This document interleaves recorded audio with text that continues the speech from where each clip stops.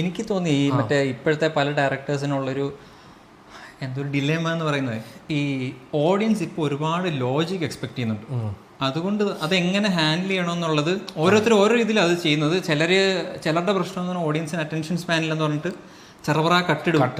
ചിലർക്ക് ഈ ലോജിക്ക് പ്രതീക്ഷിക്കുന്ന ചോദിച്ചാൽ ലോജിക്ക് ഞങ്ങൾ കാണിച്ചു കൊടുക്കും. ലോജിക്ക് കാണിക്കുക, അതായത് ഇതിന്റെ സബ്ജക്റ്റ് കുറെ കൂടെ സിനിമാറ്റിക് ആക്കണോ അതോ ലോജിക്കൽ റിയലിസം ആക്കണോ, നമ്മുടെ റിയാലിറ്റി ആയിട്ട് ഇതിനെ എങ്ങനെ കണക്ട് ചെയ്യാൻ പറ്റും. അതെ, അങ്ങനെ ഒരു ടോണൽ ഷിഫ്റ്റ് ഭയങ്കര ഉണ്ടായിരുന്നു. ചില സീനില് നമ്മളിങ്ങനെ ഓക്കെ ഈ പടം റിയലിസ്റ്റിക് ആണെന്ന് പറഞ്ഞ് കണ്ടോണ്ടിരിക്കുമ്പോൾ പെട്ടെന്ന് മറ്റേ BGM ഒക്കെ ഇട്ട് സിനിമാറ്റിക് ആക്കും. സിനിമാറ്റിക് ആണെന്ന് പറഞ്ഞ് കണ്ടോണ്ടിരിക്കുമ്പോൾ പെട്ടെന്ന് റിയലിസ്റ്റിക് ആയത് ഇങ്ങനെയാണ്, നമുക്ക് എംബസി വഴി അങ്ങനെ ഇവർ എക്സ്പ്ലനേഷൻ, അതായത് ഇതിന്റെ എങ്ങനെയാണ് ഇതിന്റെ ബാക്ക്ഗ്രൗണ്ട്, ഇങ്ങനെ ഒരു പ്രോസസ്സ് എങ്ങനെയാണെന്നുള്ളത് ഇവർ എക്സ്പ്ലെയിൻ ചെയ്യണം. ഇത് നമുക്ക് അന്യരാജ്യത്തുമായി ഫൈറ്റ് ചെയ്യാൻ പറ്റത്തില്ല, അത് എംബസി ഇടപെട്ടിട്ടാണ്. അതിന്റെ പ്രശ്നം എന്ന് വെച്ച് കഴിഞ്ഞാൽ നമുക്കത് എക്സ്പ്ലെയിൻ ചെയ്ത് തരണ്ട.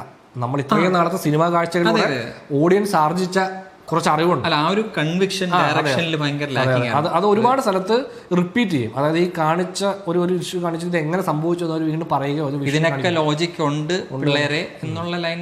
അല്ല, അത് ആക്ച്വലി നമുക്ക് അങ്ങനെ കാണിച്ചില്ലെങ്കിൽ നമുക്കത് വലിയ ഇഷ്യൂ ഫീൽ ചെയ്യത്തില്ലായിരുന്നു.